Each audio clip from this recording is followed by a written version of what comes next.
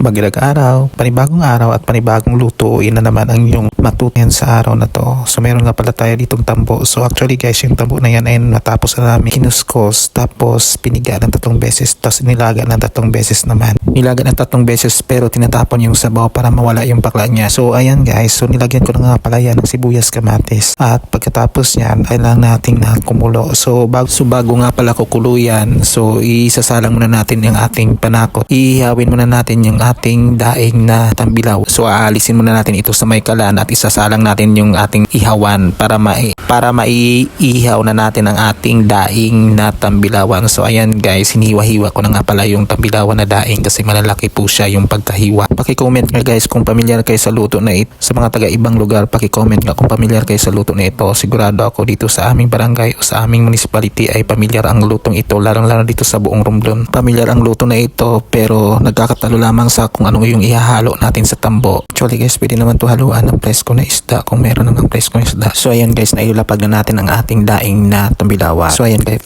fast forward tayo, luto na ang ating tambilawa. Sa sobrang perfect ng pagkaihaw, iyan ang naging resulta.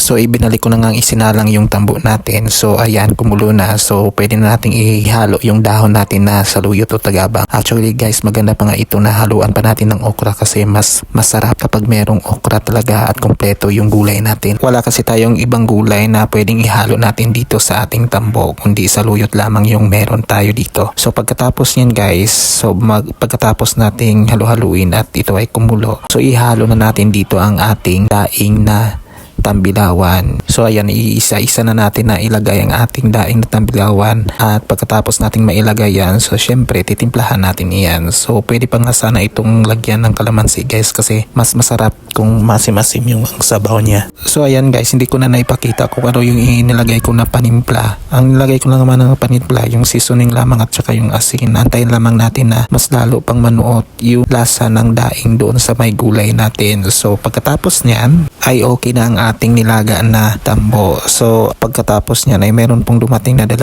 tulingan. So ang gagawin ko na nga lamang dito ay iihawin ko na lang kasi meron pa namang apoy yung kalan. So ilalagay na natin yung salangan natin na pang-ihawan. Yun lang din naman, madali lang namang mag-ihaw. Nilinisan ko lamang yung tulingan at kinuha ko yung mga laman loob niya at saka hasang at hiniwa ko yan sa may gitna o sa tagiliran para madali lamang siyang maluto. So katamtaman lamang ang ating apoy, hindi katulad kanina na napakalakas at nasunog ang ating daing na tambilawan.